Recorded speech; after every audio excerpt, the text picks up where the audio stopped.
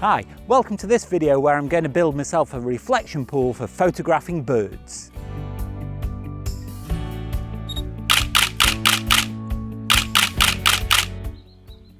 So I was sitting in the hide this morning and I was thinking, what could I do next for a video? So it came to me that I've never taken pictures of birds on a reflection pool. I've never had one, I've never been to one, so I thought, why not have a go at making one? One of the reasons for the idea was the fact that we've just taken down a fence. We've got all of these fence panels that were just sitting around, and I thought I could put them to some good use. Now they're not all the best quality, but I can cut off the rotten bits and make use of the good parts. Now I'm no master carpenter, but I want to show you that this can be done with some fairly basic DIY tools and skills. I've just got a hammer, a saw, an electric drill, spirit level, tape measure, and that's about it really. I've made a start already. I've taken all the nails out of the wood. I haven't bothered filming it because quite frankly I'm sure you're quite capable of taking nails out of wood without me telling you how to do that. Before I started this, I did do a little bit of research just to get an idea what other people have done with reflection pools, but I've got a vague idea in my head. Mostly I'll be making it up as I go along. I'm going to build a pool in front of this opening in the hide. Now this opening has been here for a long time. I've always had the intention of building the reflection pool, just never got round to it. I've checked the ground in front of the opening and that's fairly level. Now I'm going to stand the reflection pool on legs to bring it up to the same height.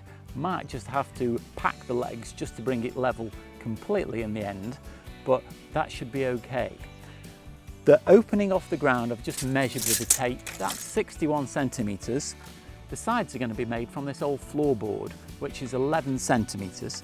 So by my calculations, I need to make the legs about 50 centimetres each.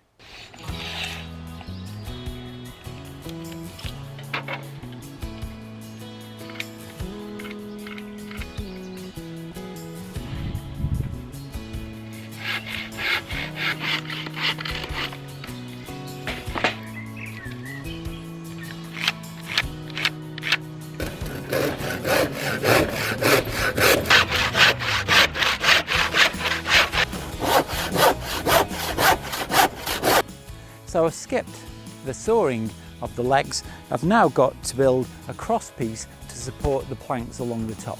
So this is going to be the base of the reflection pool. I've laid it out so I can get an idea of how wide it's going to be. These are the legs that you've just seen me cut, and I've also cut a cross piece. Now my next job, I'm going to notch out the legs to allow the cross piece to sit on top and support the weight of the water and the tabletop.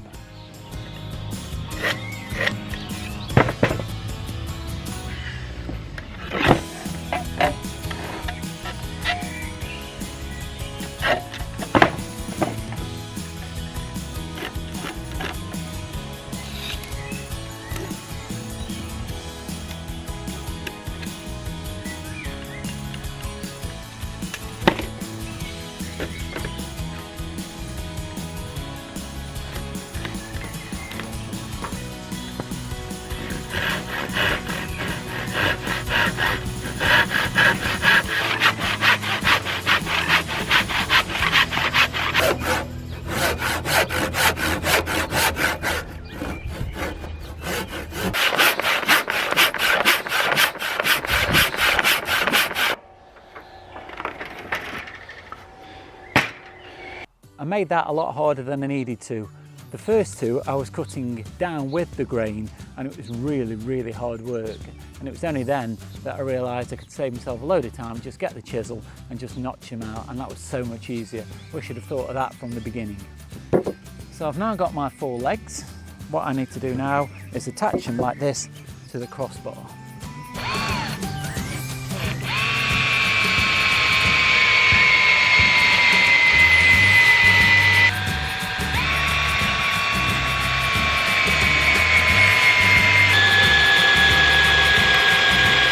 Finish the legs. I'm pretty confident they'll take the weight of the water on the table because they're taking my weight now. And so the next job is to just trim the boards because they're all slightly different lengths.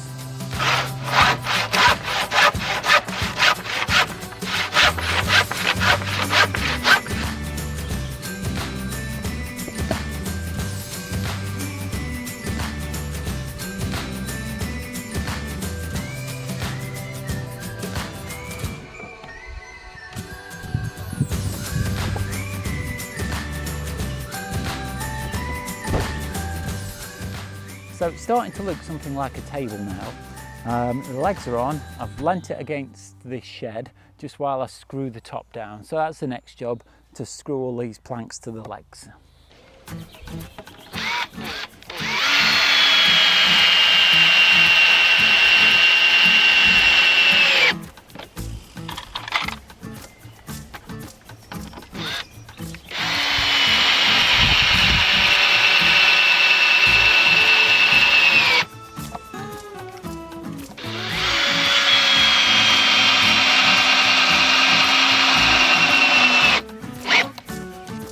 So there's side one done, now for side two. Last one.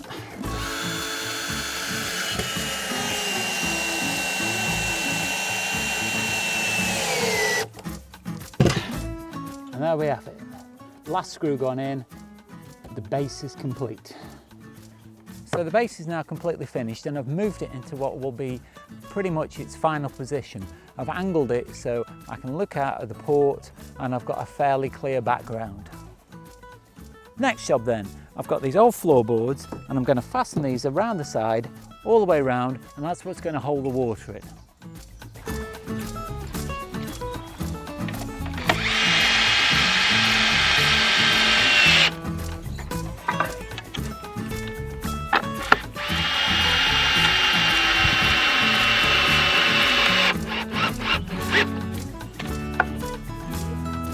At the moment it wobbles a little bit, so I'm just going to stick a brace on the side.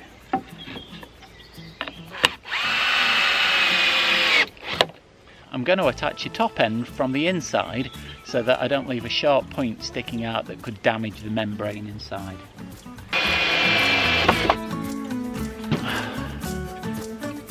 What I'm going to do now is go around with the spirit level and make sure the top is all on one level, so that when I fill it with water, it comes right to the brim.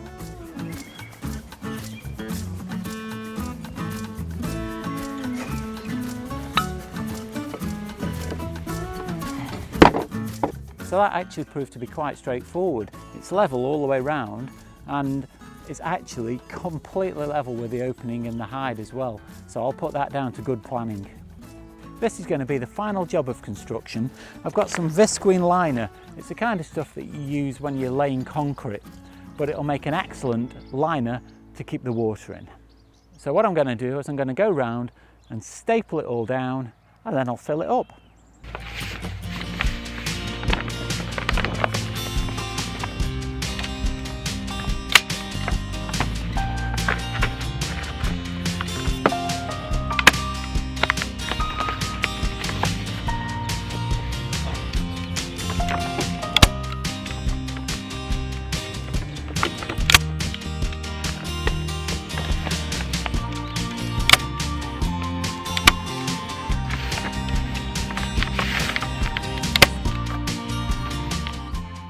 Realised that I'd missed a little bit. What I've done is I've added some sides, and the purpose of these is if a bird comes to drink out of the pool, then I want them to land here where I'm going to have the feature and I'll get the reflection. If they land here, they won't be able to reach the water, so this is just to prevent them landing on the sides and drinking water.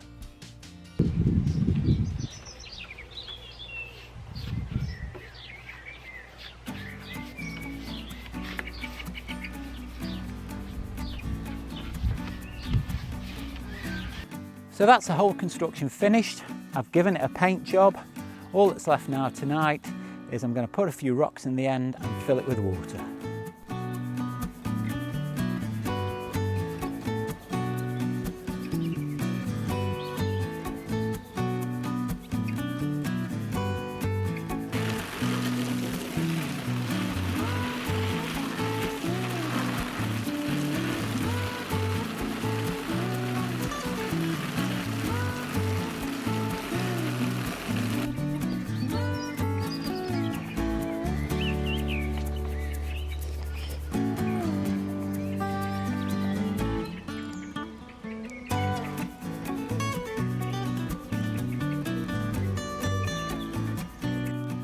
Hope you've enjoyed watching this come together. If you have, don't forget to like and subscribe down below. Join me in part 2 where I'm going to take some photographs of birds on the reflection pool. Don't forget Stay safe, and I'll see you soon. For photographing was the obvious then. Before I started this, do that again. Sides like, ow, you splinter. Gonna notch these legs out. That sounds awful.